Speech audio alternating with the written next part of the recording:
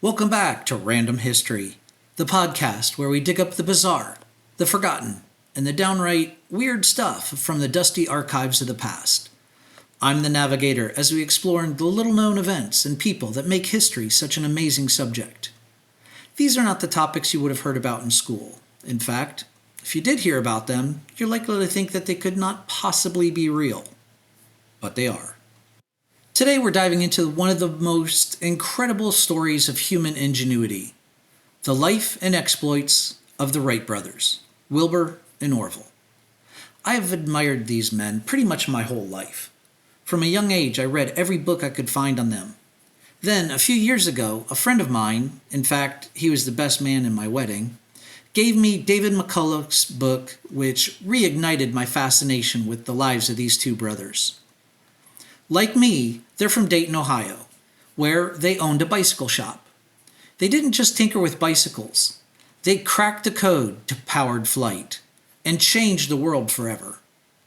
Today, I'm going to focus on their bike shop roots and their aviation breakthroughs, with a few little detours along the way. So buckle up, or maybe strap in, and let's get started. First, let's travel back in time. It's the late 19th century and the world is buzzing with new tech. Bicycles are the hot new thing.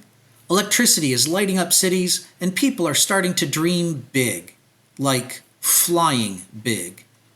Enter Wilbur and Orville Wright, born in 1867 and 1871 respectively, to a preacher dad, Milton, and a mechanically savvy mom, Susan. These brothers grew up in Dayton, Ohio, in a house full of books and curiosity. Neither went to college, but they were tinkerers from the start. As kids, they built kites, fixed toys, even made a wood lathe together. Their dad once brought home a toy helicopter, and that little rubber band-powered trinket sparked something in them. Now, before they were aviation legends, the Wrights were entrepreneurs. In 1889, Orville, still in high school, started a printing business. Wilbur joined in, and they churned out newspapers like the West Side News. In fact, one of their frequent contributors was a classmate of Orville's, Paul Laurence Dunbar, who would make history of his own by becoming an inspiration for the Harlem Renaissance as a poet. But by 1892, they caught the bicycle craze sweeping America. Bikes weren't just toys. In the time before the automobile had really caught on, they were freedom machines. You've undoubtedly seen pictures of some of the early bikes, huge front wheel, tiny rear wheel. They were, by all accounts, very difficult to control. For the Wrights, the safety bicycle, with two equal-sized wheels, was a game changer. The brothers opened the Wright Cycle Exchange, fixing and selling bikes. By 1896, they were building their own brand, the Van Cleve, priced at a cool $65. It was a premium ride. Here's why the bike shop matters. It wasn't just a side hustle. It was their engineering lab. Working with bikes taught them balance, mechanics, and precision. They honed their school in wood and metalwork, which would later translate to wings and propellers. Plus, the shop's profits, about $5,000 over the years, funded their flight experiments. No investors, no Kickstarter, just bike money. And get this, the bike shop was where they built their first gliders and even a wind tunnel in 1901 to test their wing designs. That's right, these guys were running a full-on R&D operation behind the bike counter. So, what flipped the switch from bikes to flight?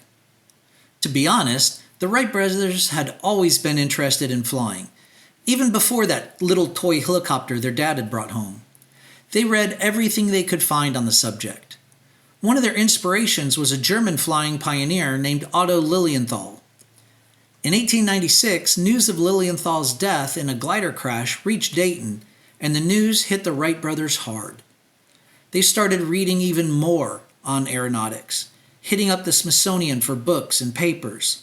Wilbur wrote to them in 1899 saying, "I am afflicted with the belief that flight is possible to man." That's the moment they went all in. They figured the key wasn't just getting off the ground, but controlling the machine in the air, something others, like Lilienthal, had overlooked. The brothers' big aha moment came from all things a bike inner tube box. One night in 1899, Wilbur was twisting a cardboard box and realized that, warping the wings, like a bird's, they could control roll. They called it wing warping, and it was the secret sauce for stable flight. They tested this first on kites, then on gliders, camping out in Kitty Hawk, North Carolina for its windy sand dunes and soft landings. Kitty Hawk was their proving ground, but it was rough. Mosquitoes, storms, and locals who thought they were a bit insane. But by 1902, their glider was nailing controlled flights, thanks to the data from their homemade wind tunnel. But gliders only glide. They wanted powered flight. So they teamed up with Charlie Taylor, their bike shop mechanic, to build a lightweight engine.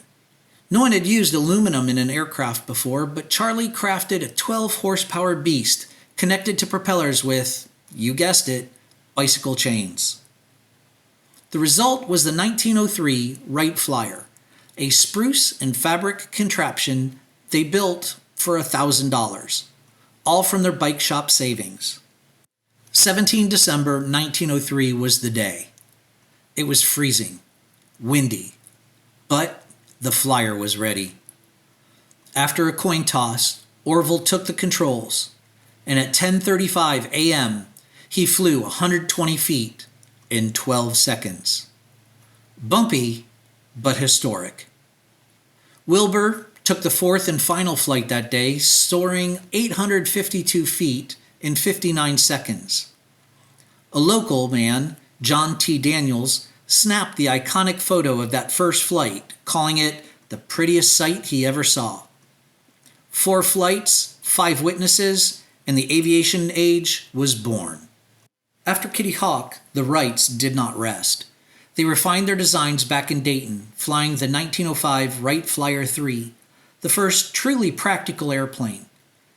They became global celebrities, dazzling crowds in Europe with public flights in 1908. Their sister Catherine, or Kate, was their biggest cheerleader, managing PR and keeping the family tight. But success wasn't all smooth. On 17 September 1908, tragedy struck. Orville was flying a demonstration flight for the Army with Lieutenant Thomas Selfridge as a passenger. In the middle of a turn, one of the propellers snapped, and a large piece of it severed a control cable. Orville was unable to recover the plane, and it crashed from an altitude of 75 feet. Selfridge was killed, making him the first airplane fatality, and Orville was severely injured. The accident kept the Army from purchasing the Wright Flyer for about a year. They also were fighting patent wars, suing competitors like Glenn Curtiss for copying their wing warping system. Some historians, like Edward Roach, say their focus on lawsuits held back their business as aviation exploded. Tragedy struck again in 1912 when Wilbur died of typhoid fever at the age of 45. Orville carried on, defending their legacy until his death in 1948. He even clashed with the Smithsonian, who briefly credited Samuel Langley's machine as, quote, capable of flight before the Flyer. Orville wasn't having it and sent the Flyer to London in protest until the Smithsonian relented in 1948. Let's take a look at the bigger picture, though. The Wrights weren't just inventors. They were proof that grit, tenacity, and imagination could solve impossible problems.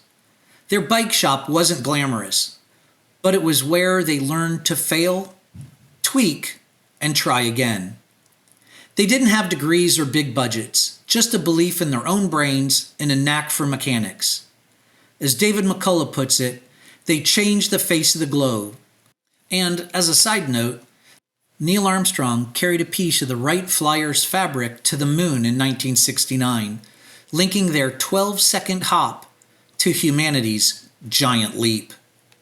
Their story reminds us that big dreams start small, sometimes in a dusty bike shop.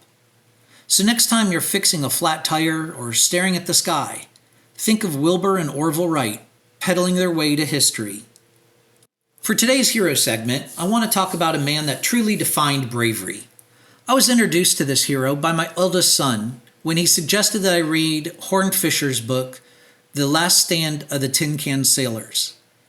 Without further ado, today's hero is Commander Ernest Edwin Evans. Commander Ernest Evans was the fearless captain of the USS Johnston during the Battle off Samar in World War II. This man faced impossible odds, led his crew with unmatched bravery, and became a symbol of valor in one of the U.S. Navy's finest hours.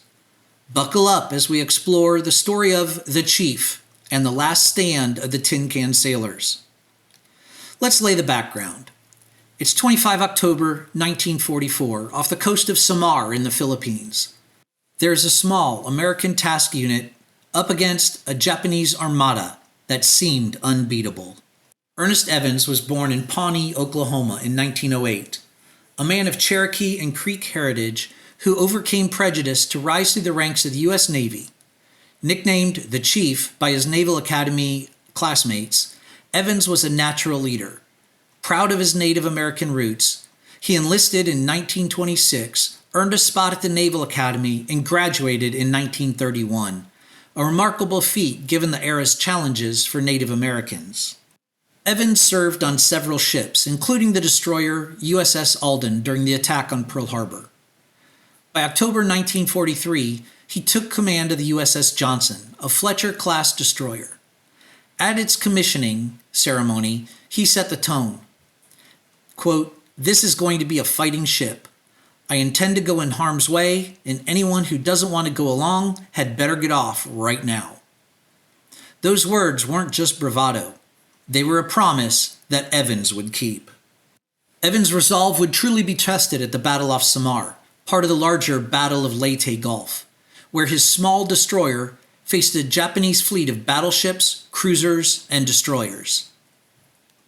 On the morning of 25 October 1944, Task Unit 77.43, nicknamed Taffy 3, was escorting 6 escort carriers supporting Douglas MacArthur's invasion off the Philippines. Taffy 3 included the USS Johnston, destroyers Hull, Heermann, and 4 destroyer escorts, along with those lightly armed carriers. The larger force, led by Admiral Halsey, had abandoned the landing of Leyte to chase after what was left of Japanese aircraft carriers. Suddenly, they spotted a Japanese force, 4 battleships, including the massive Yamato, 6 heavy cruisers, 2 light cruisers, and 11 destroyers, a fleet that dwarfed Taffy 3 in firepower and armor. The Yamato alone outweighed all of Taffy 3's ships combined.